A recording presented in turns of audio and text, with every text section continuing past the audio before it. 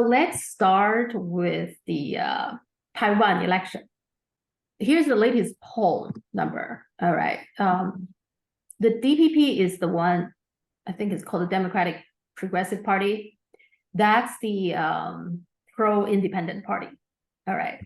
And then KMT is the Nationalist Party, which is used to be the mainland party, and then they were defeated by the communists, and then they moved to Taiwan. So this is, and then the TPP is a new party. It's a kind of like a third party, essentially the same as DPP, but DPP is so corrupt. So this person, Ko Wen-je, he probably see there's an opportunity for a third party.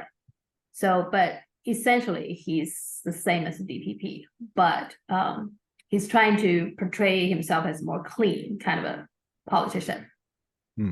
Now, this is, I think this poll probably took like 2 months ago. The latest one, I can't find a good latest picture of it, but it's more or less the same. I do want to say here, KMT, right now, they haven't had an official candidate yet. The poll was assuming these two are the top two contenders. Eventually, they will team up. So that's when they're polling it, they say, okay, assuming this is the the team of the KMT. So if you only he's the one who's leading, and if you only polling him, his polling is lower than this, like a 20-25% or something lower than this. But you put in him, then it boosts a little bit. The reason is that he's the chairman, the head of the Foxconn. If you know Foxconn is an electronic company that they manufacture a lot of electronics, and for like Apples and for those. So Foxconn is basically a big, huge contractor to a lot of electronic companies, in particular cell phones. So he probably is the richest man in Taiwan or something. And because he has this business background, lots of people, he's very famous, very established, a little bit like Donald Trump, but he's not like as straight shooter as a Donald Trump. He's a much more smooth kind of a person. But anyway, he's a businessman. There are people who simply like people with business background. I don't know if you agree with that, but anyway, so that's why when they put them together, the number looks better. And what's funny here, what I do want to point out is this: all of them, they all have some kind of connection with the mainland China. He's certainly doing a lot of business in China, a huge number of manufacturers hiring lots of people. And he was trying to leave China for a while. I think last year or something, he was trying to build the factories in India and also in Vietnam, but it didn't work very well. So he's trying to move back. Okay.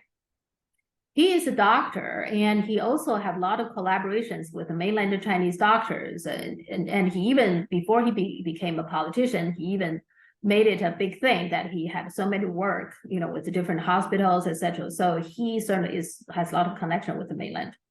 His family, I mean, so far, you don't see a whole lot of himself involved with, but his families, his donors, they're all very connected to China, mainland China. But of course, his message is we want to be independent. Okay, that's his message. I want to say that there is a misconception in the US, in particular self-media. People think, okay, KMT will win because DPP is so corrupt. It is a very corrupt party and very mismanaged the whole island. But I just don't think KMT will win, because this is a party just in general, very, very weak party. They just don't have powerful, strong leaders. And they, on the one hand, they want to say, okay, we are the peaceful party. We will have a good relationship with the mainland.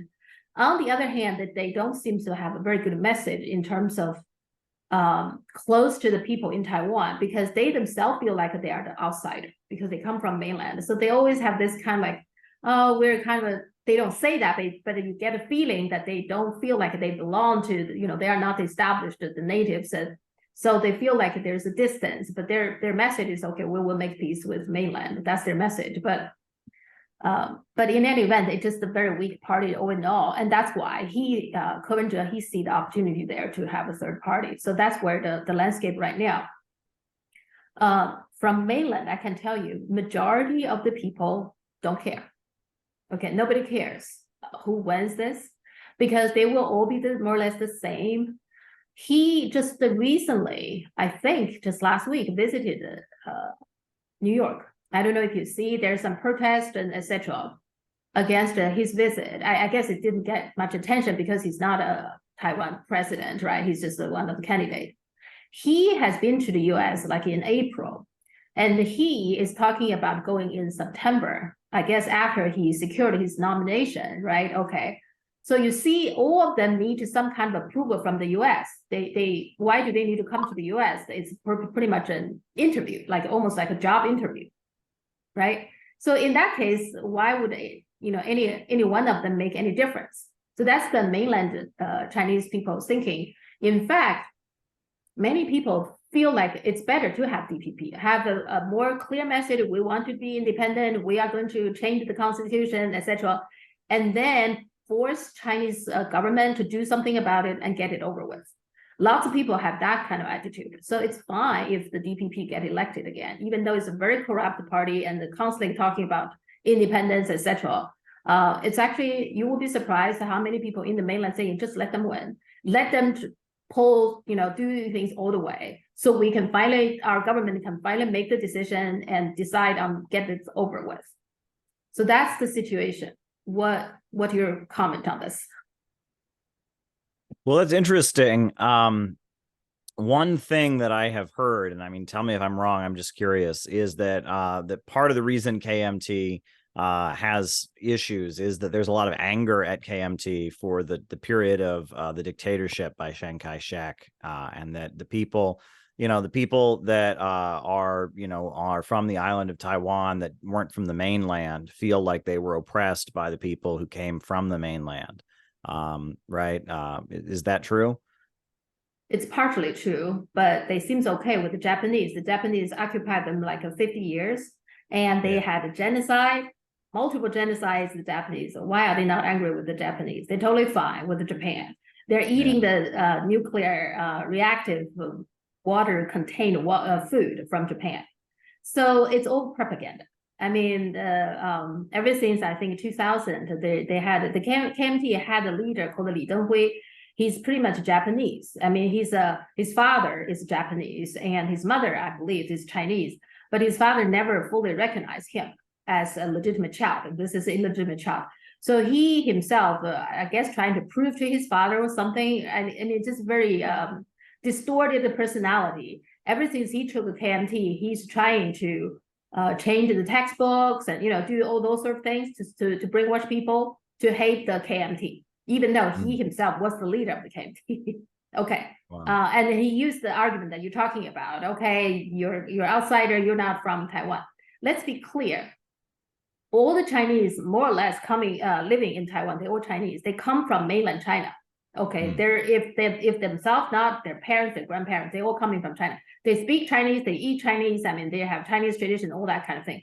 If you say what really is Taiwanese, well, there actually was a native. The island itself had some native, just like native Indians. But when the Chinese came, the natives are not that many, so there wasn't any like a big fight or anything. They just let the Chinese from mainland come and reside there. It's it's not many, the locals, just a very small proportion of them. But if you want to be, more clear, to be accurate, that really the Taiwanese are the locals, are the real Taiwanese people who, are very distinct. The rest of them, all these people I'm talking about, all these candidates, they're Chinese. Let's be very clear about that. Ethnically, they're Chinese. But no, it's interesting. I mean, I know that there was for a long time the USA recognized, the island of Taiwan as if it was all of China. And it had the seat at the United Nations and all of that. And during those years, there was a government there that was quite repressive, that was backed by the United States in the name of anti-communism. And things have changed a lot, since the 1980s. So it's just interesting to me to see this. And of course, they're trying to present the government on Taiwan as if it's like a liberal, democratic, open government like we have in the West. And would you say that's inaccurate? Well, I mean, they have elections, yes, but elections just can be very much manipulated. You know that, right? Just give you one example: the DPP, the pro-independent party, they had one election at one time. The guy totally staged the assassination. I don't know if you heard about that. So he accused that the mainland China was behind his assassination. It's very clear he himself is behind it. So that was like a few days before the election that he has staged the assassination. I mean, that's to the mainlanders, this is a joke. The whole election for them is a joke. Like I said, they themselves, all these candidates, they have the deep ties with mainland. All right. And yet they're claiming, okay, these are our enemies. Why are the mainlanders your enemies, right? But they need some kind of a, I guess, campaign slogan or campaign topic to galvanize people. You know, the best way is to spread hatred, I guess. You make people afraid of some people. Oh, those are horrible people. They're going to take everything away from us. You know, I guess that's the easiest way for election. I mean, what do you think? Well, I mean, the main thing that I see from a distance is the United States trying to use the island of Taiwan and the government of Taiwan to provoke a fight with China. I mean, that seems to be the main issue when I think about Taiwan. And the USA is trying to pile as many weapons there as possible. And the USA is trying to escalate tension as much as they can. And I mean, some of the revelations that we've seen are particularly ridiculous. Like there's computer chip factories on the island of Taiwan that the United States said they will destroy if the mainland retakes the island. So, I mean, can you imagine? They say they care about the people on Taiwan. Not only are they trying to provoke them to fight, you know, the government on the mainland that is so much stronger and bigger. You know, that's not what you would do if you cared about someone, provoke them to fight someone way bigger than you. But then on top of that, that the USA will then attack the island of Taiwan also, just to make sure that the mainland government can't get these computer chip factories. I mean, it's so obvious that they are just pawns in a geopolitical scheme by the United States. It's really sad, and that people still. I mean, it's a lot like Ukraine in the sense that, you know, the U.S. government claims it cares about the Ukrainian people, but it's allowing them to be in a situation where they're getting killed. I mean, you know, they don't really care about the people on the island of Taiwan if they're trying to provoke a situation where they could lose their lives, where there could be a big military confrontation. Yeah. And also what the US government has been doing is against its own law. I mean, I talked to you about the 3 communique, right? It's promised, Reagan, the third one, promised that from 1983, that was when the third communique was signed, is to start reducing arms sale to Taiwan. That was 40 years ago.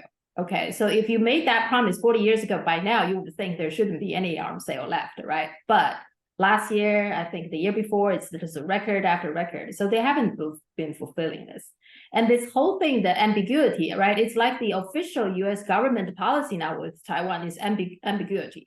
But don't you think ambiguity itself is dishonest, right? How can you have a policy of ambiguity? You either think Taiwan is part of China or not. I mean, what does ambiguity even means?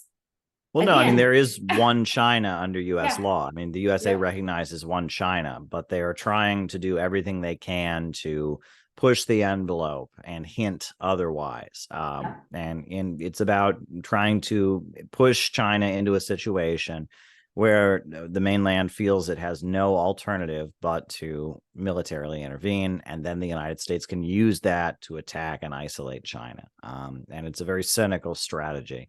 And it's unfortunate to see our leaders engaging in these kind of unnecessary provocations. And I can tell you, lots of the people in mainland are tired of it. They kind of like, okay, if that's the way to solve this problem, then let's do it. Let's get it over with. You know, so people like my father, he's in his 80s. He really wants to see Taiwan to reunify, okay, before he passed away. So, I mean, there are plenty of those people like, how long are we going to wait? All right. If we're going to have to do this, we have to do it. And then there's plenty of people saying, remember the Korean War? That was the time China was poor. China had very little. Okay, I wouldn't say China had nothing, but China. Well, that was the time China pick up, you know, had to fight with the U.S. and a whole bunch of other countries. All right, and so if China could do it back then, China is much stronger now. So. So there are people like, what are we waiting for? So for that reason, actually, DPP is a lot of people in China saying in the mainland is like, why don't you just let DPP declare independence, okay, then the Chinese government would have no choice but to do something and get it over with. Yeah. Yeah. Well, I guess Mao's own son died on the Korean Peninsula, if I'm not mistaken. Yes. Which was, yes. Well, yes. Right. And the whole Korean War is, I didn't realize that, how important that is, because it's also after that, Stalin started to support China in a more 100% way. You know what I mean? Before that, Stalin seems always wedging, kind of like he had a good relationship with Chiang Kai-shek as well. Chiang Kai-shek's son actually went to Russia, went to Soviet, and he married a Russian woman. You know, so you can see Stalin is hedging, you know, to see which one is going to take over China. Whoever is in control, he wants to control that person. That was Stalin's strategy. Then yeah, go ahead. Well, I don't know. I mean, my understanding is that during the 1920s, there was a difference in political line. That, you know, the feeling of Stalin was that the KMT represented the national liberation aspirations of the Chinese people, and that the Chinese Communist Party was encouraged to join the KMT and be a faction within the KMT, and they provided military training to the KMT. That Chiang Kai-shek, you know, and others went to the Soviet Union to receive that military training. That Dr. Sun Yat-sen was he was not a member of the Communist International, but he attended all their gatherings as an observer. And that Trotsky opposed that on the grounds that he said, well, the KMT is a bourgeois nationalist party. You should only support the working class. And there was like a two-line struggle over that question. And that ultimately, you know, the KMT turned against the communists and started killing them in 1927 with the White Terror. And so at that point, the Soviet Union could not support the KMT before. But the line had been that they saw the KMT as kind of the vanguard of Chinese national liberation, and they supported it strategically for that reason. That's my understanding. KMT changed a lot after Chiang Kai-shek took over.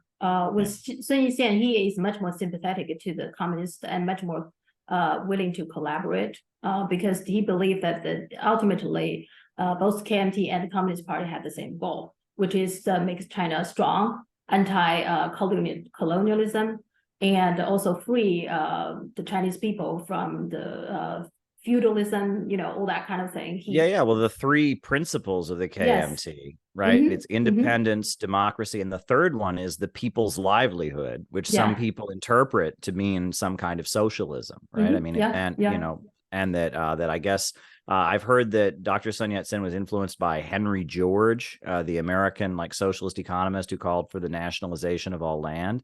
And there's a quote from Dr. Sun Yat-sen that I've read where he basically says he wants communism. I mean, he describes his vision of what China will be like, and it's, you know, it sounds like communism. And Chiang Kai-shek is a very different leader. You know, he's very much at the beholden of the big capitals in China. Right. Yeah, and his wife, coming from the family, you know, the Song family is a huge, big capitalist. You know, I think the KMT changed after Sun Yat-sen died. Okay, so that was the big thing. Regarding Stalin, in China, the consensus is that Stalin never fully recognized the Communist Party in China until the Korean War. The reason is, for one thing, if you are going to control another country, you bet on whoever is in control. Okay, you need to simply do that. And Communist Party, when it started like with 20 people. You know how it started, right? So nobody believed that 20 people would make anything, for one thing. Okay, practically, you know, Chiang Kai-shek was in control of China. He was the president. So, of course, Stalin would like to have relationship with him, all right? And then ideologically, I think it also, if you read Marxists, right, Marxists believe the communists coming from the labor movement. Now, the Chinese communists coming from peasants. So Chinese communists are very different in that sense, that it's not coming from labor movement. And for that reason, Stalin thinks that this is just a bunch of poor peasants movement that is not equal to communist movement. See, there's ideologically that he doesn't quite recognize that. So that was that part as well. Now, of course, the Communist Party, against all odds, fight, in the end took over China. And not only that, fight with the US in the Korean War. And that's when Stalin truly shocked. That's what I read in the Chinese media. Interesting. Yeah. Yeah. I mean, I guess when the Chinese Communist Party first took power, it was a people's democratic government, right? It was a coalition of all the different forces that had opposed Japan when they invaded and also opposed, Chiang Kai-shek. And that I guess, the socialist character of it wasn't very clear. And there was a feeling on the part of the Soviet Union that they weren't ready for socialism. Right. Like that was a big part of the Soviet perception. Right. That this is a country that's too underdeveloped to really have socialism, but the communists have taken power and we can help them industrialize. We can help them industrialize to some degree or other. I think probably in the West, they don't talk a whole lot about Korean War, but Korean War is very important for China, really. I mean, certainly for the Communist Party, it is important that they defeat the KMT. But after that, get recognized internationally, it started after the Korean War, because that's when people started taking China seriously. Like, okay, this poor peasant country actually is so determined, right, that they're willing to fight the US-led, at the time, it's called the UN troops. It's not even US troops, it's the United Nations troops. And you can't say it's a full-blown win, but it's not lose either, right? They basically protected what they were planning to do. So in that sense, China probably can call it a win, because China said parallel 38. You cannot cross the parallel 38. And when the US did, China came. China saying, I told you, okay, you shouldn't cross the parallel 38. So which means China, in the end, protected what China think is important. All right. So with very little at the time, very poor country. Yeah, and the United States threatened to drop atomic bombs on China during that war, which no one talks about. That's huge. Yeah. It was 5 atomic bombs was the threat that was given by General Douglas MacArthur to China. Yeah. And what's the reason in the end they didn't drop the atomic bomb? Do you know? Well, that Douglas MacArthur made the threat without the president's permission. President Truman had not given him the permission. And so Truman made a big point of firing Douglas MacArthur for doing that. Yes. But then what's weird is that Douglas MacArthur, he was fired for doing that, but the Republicans considered him to be a hero for having done that. So they brought him back to the United States, and he spoke after being fired. He spoke to a joint session of Congress as like a hero. And then that became the rallying point of the Republicans, was that they said Truman had lost China, right? That he had lost China to the communists, and that, then that's when the McCarthyism escalated a lot at that point. So it's pretty wild, but yeah, you generally have to ask the president's permission before you threaten to nuke somebody. That's pretty standard, but there you go.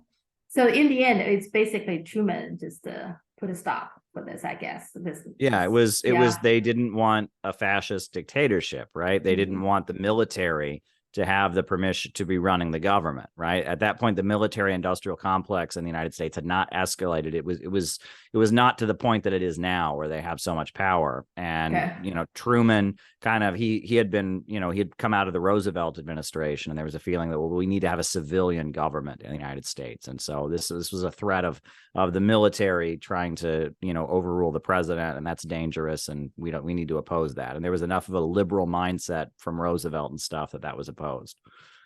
And at the time, the Kuomintang leader, Chiang Kai-shek, in particular, his wife, actually talked about, like, they wanted to see the U.S. drop atomic bombs, just to tell you how crazy those people are.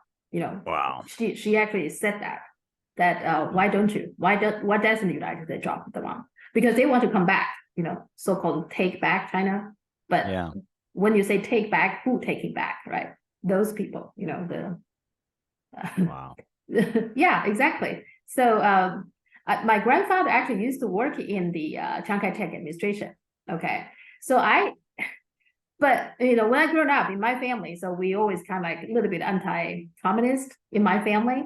Sure. But the more I read about it, the more I feel like, well, I understand my grandfather why he didn't go with the Chiang Kai-shek to the island, to Taiwan. it is deeply corrupted, and you can say they are just traders.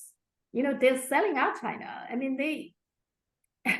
Yeah, well, I mean, in my book, I mean, you probably read that I make Americans aware of what was the turning point, the ultimate downfall of the KMT government in the Civil War, which was the golden script currency. And that whole situation is so embarrassing. There was just so much mismanagement that, in the middle of the war, Chiang Kai-shek says to all these wealthy families in China, give me all your gold, give me all your gold, and we're going to give you this fancy new currency that I've got, And so they all do it, and they arrest people for refusing to do it. If you don't turn over your gold, you get arrested and all of this. So they all get this currency, and then within a year, the currency has no value whatsoever. And at that point, even some of the richest people in China said, well, anyone's better than this, right? Even Mao might be a communist, but he's better than this guy who just, mismanaged all our money and made us poor. And that there were millionaires in China up into the 1950s, into the early 60s. And no one talks about that either. And that in the 1950s, China, it was a people's democratic government. They had not yet reached the stage of socialism. And that there were a lot of millionaires who made a deal with the Chinese Communist Party. The understanding was, as long as you're loyal to China, as long as you don't interfere with our project of rebooting the country, we'll let you keep your wealth. And there were millionaires for at least the first 10 years of the People's Republic, from what I understand. Just my own experience, kind of like growing up, right? Because I mean, I understand they are kind of my families, my mother, I'm talking about my mother's side, that they all hated the communists because what happened later, the Cultural Revolution, Great Leap Forward, etc. But the thing is that you need to understand why my grandfather chose to stay in, with the communists. That's because the Kuomintang is so corrupt. Chiang Kai-shek himself, his family is so corrupt. They're doing these awful things, right? And like what you said, the gold money thing, which is basically just a cheating scheme, right? And there's nothing else. And so lots of people like my grandfather within his own administration, and some rich people, they chose to stay in mainland because of that. And it's not many people in the West know about it. When they think about Kuomintang, they also feel like very close with the US, all that kind of thing. But it's a very corrupt, a very problematic, party. And Chiang Kai-shek himself certainly is.